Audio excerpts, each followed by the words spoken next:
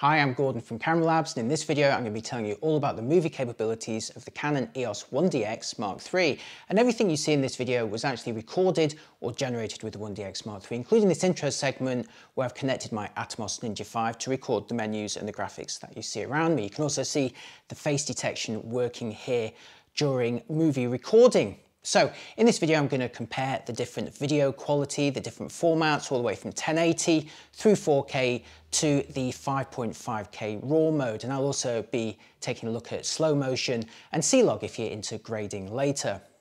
There's also a big segment on the autofocus performance of the camera, not just face tracking and maybe a little bit of vlogging, but also pulling focus with the touch screen and seeing how practical the camera is for just day-to-day filming if you want to use it for that sort of thing. I'm also going to be checking out the electronic stabilization in the camera and comparing it to the optical stabilization in the lens, and even using both at the same time. So if you're interested in any aspect of the movie performance on the 1DX Mark III, this video is for you. If, however, you want a broader overview of the camera, then check out my EOS 1DX Mark III field test, which I'll be linking to right now. Okay, let's get on with it. The 1DX Mark III offers a wealth of movie resolutions, frame rates and compression, and at first glance the menu page to choose between them can be quite overwhelming. Now these are the options when the video system is set to PAL. Drilling down, you can film uncropped 1080 video at 24 to 60p in the choice of IPB or the milder all-eye compression. If you got it set to 25p, the IPB encodes 1080 at around 30 megabits per second and all-eye at around 90 megabits per second.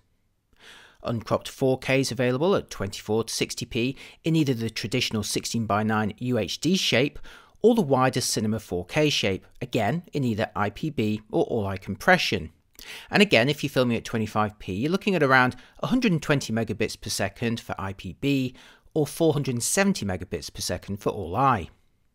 Now for those menus again when the camera is set to its NTSC video mode.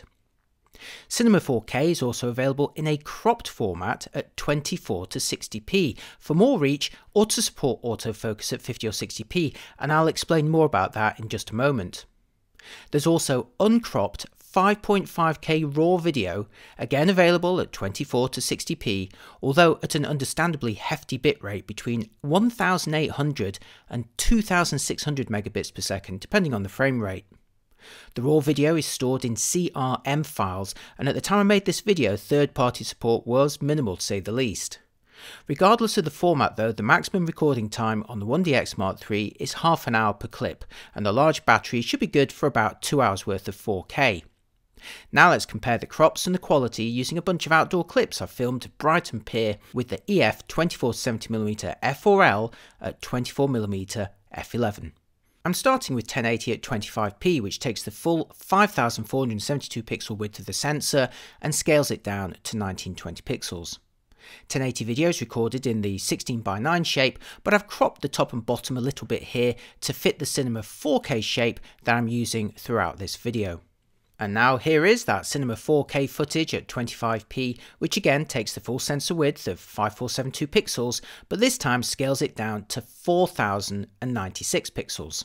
For comparison, here's 1080 in the top half and Cinema 4K in the bottom half, where it's clear how much extra detail the 4K version is capturing. The 1DX Mark III can also film 4K in the slightly narrower UHD format in the 16:9 aspect ratio, but to generate this it actually starts with the wider Cinema 4K frame and simply chops a tiny bit off each side to make it 16:9. As such, when you do film in 4K UHD, you incur a minor crop of about 1.06 times, but to all intents and purposes, I'd still describe it as full frame. As you know, the 1DX Mark III can film 4K at 50 or 60p in either the UHD or cinema shapes, and here's an example that I filmed at 50p. This allows me to slow down the speed by 2 times on my 25p timeline, but there is a catch as you only get autofocus when filming uncropped full-frame 4K at 24, 25 or 30p.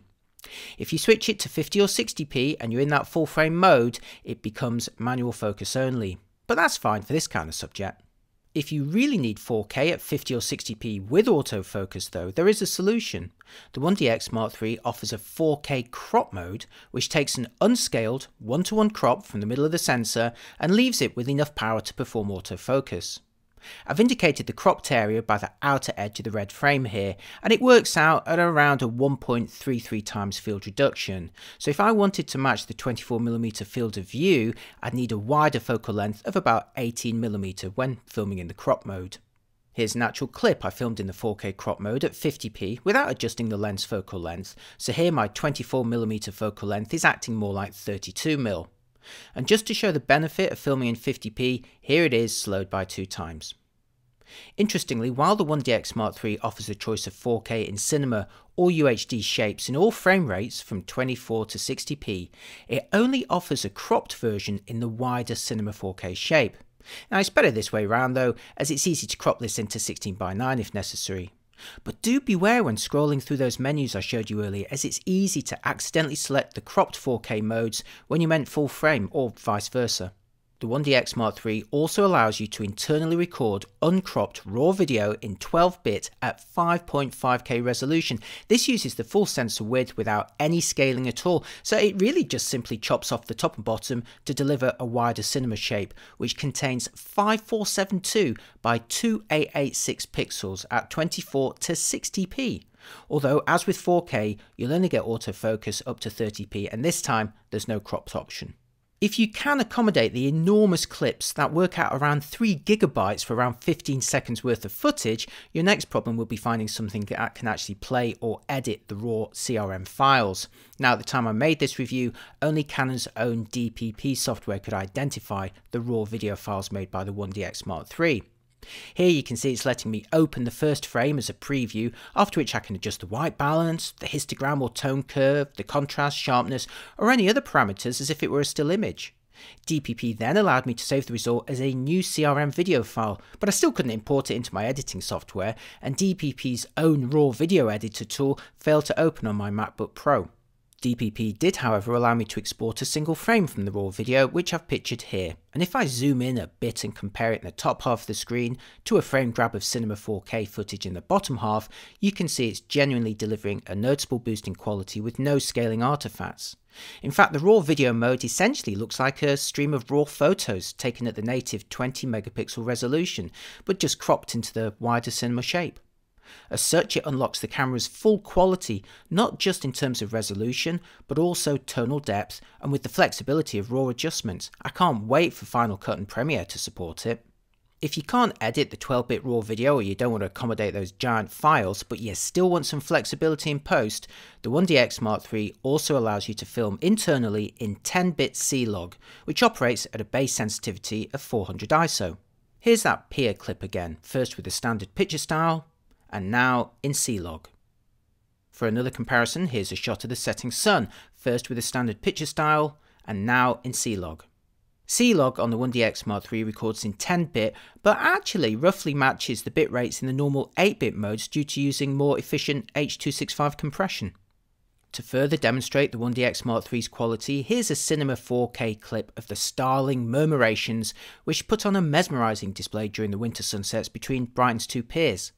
I filmed this in 50p, which allows me to reduce the speed by 2 times here on my 25p timeline.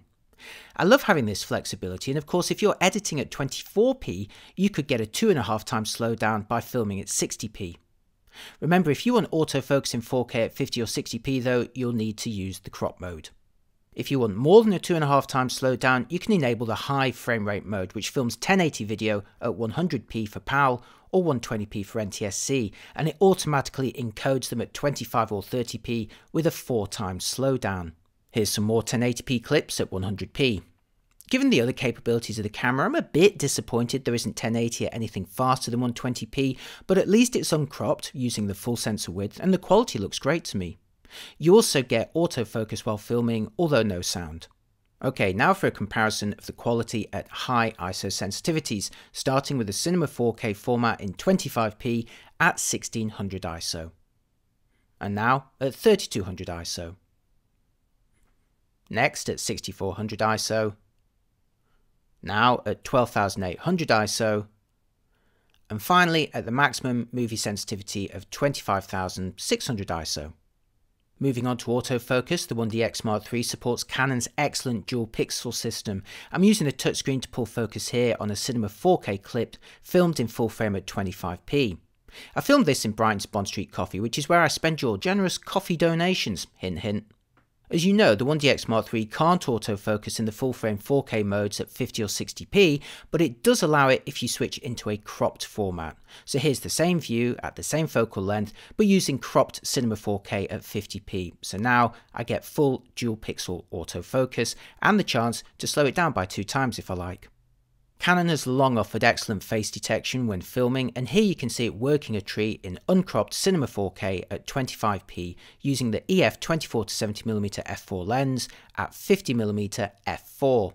Now, I may not be able to see the screen on the camera, but I'm confident the camera will find and focus on me. For a greater challenge, I've switched to the EF 50mm f1.8 STM lens here, open all the way to f1.8 for a much shallower depth of field.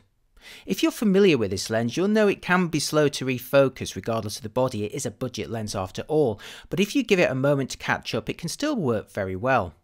Now, the Mark III screen may not face forward and the body may not have sensor stabilization, and of course it weighs a ton, but it's not going to stop everyone from vlogging with it, so just indulge me for a moment. Hi, I'm Gordon from Camera Labs, and this is a quick vlogging test with the Canon EOS 1DX Mark III.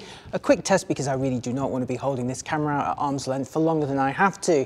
And it's funny because when I first tried this camera for vlogging in my initial field test, I joked that nobody would be mad enough to use it for that, and then of course was reminded in countless comments below the video that Peter McKinnon, of course, has famously used, or maybe indeed still uses, the 1DX as his vlogging camera. So Peter, this segment is for you. So this is the 1DX Mark III filming in Cinema 4K at 25p.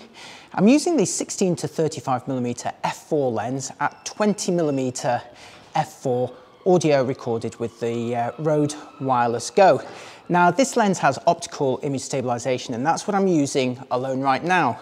But let's see how it compares to digital stabilization in the camera. Okay, I've now enabled movie digital image stabilization. As you know, the 1DX Mark III does not have sensor shift stabilization, so this is digital only. I've also switched off the optical stabilization in the lens, so tell me, which one do you think works better? Now, the 1DX Mark III, like most recent Canon cameras, also has a more enhanced digital stabilization mode. This does result in a bit of a crop, and in my test so far, it's not proved particularly beneficial, at least in terms of vlogging. So I've just left it on the standard digital image stabilization here. But let's see what happens when I switch both digital and optical together. Okay, so now I've switched to a combination of optical image stabilization in the lens and digital stabilization, which is performed electronically as before. So let me know which one of these 3 stabilization systems you think works the best for vlogging for the handful of people, or the person who is going to be vlogging with this camera, because I don't think many other people are. I mean, after all, you don't get a screen that flips forward to face you, it weighs a ton, but you know, if you're after the toughest vlogging camera around, maybe the 1DX Mark III will be for you. Okay, that's enough of this segment. Let's get on with the rest of the review. In the next clips, I'm filming handheld with the 1DX Mark III in Brighton's GAK store with the EF 16 to 35mm f4L at 35mm f4. As I mentioned earlier, the Mark III does not have sensor shift stabilization built in, so here I'm using the optical stabilization in the lens only. Next, here's the same subject, but this time with the electronic movie stabilization enabled and the lens optical stabilization switched off. There's 2 modes of electronic stabilization, normal, which I've used here, and an enhanced mode, which incurs a crop, but in my test the normal mode works just as well. And finally, here's the same subject but with both optical lens and electronic movie stabilization enabled, and I'd say the combination here is working a little bit better than either technology working by itself. Let me know what you think. Considering there's no sensor stabilization, I'd say this is fairly usable. The EOS 1DX Mark III may be primarily aimed at the needs of demanding sports and wildlife photographers, but also becomes Canon's most capable camera for video outside of its cinema range. It gives you uncropped Cinema 4K up to 60p, confident autofocus in 4K up to 30p, or up to 60p if you choose the crop mode. You get 10-bit C-Log for grading, along with a truly impressive 5.5K RAW mode that literally records the entire sensor resolution in the RAW format up to 60p, only cropped vertically into a wider movie shape. Whether you're filming in 1080, 4K or 5.5K RAW, the quality looks great, and unlike the previous Mark II, you're now getting the compressed files in a much more sensible format. Now, the lack of sensor stabilization and a screen that's firmly fixed in position do reduce its flexibility compared to other, more video-oriented cameras, but there's no denying the quality of the footage here, nor the benefits of housing it within one of the toughest bodies around. So while most 1DX3s will find themselves shooting bursts of sporting stills, I'd urge their owners to check out the video modes and enjoy Canon's best technology yet. It also bodes very well for future more video-oriented cameras.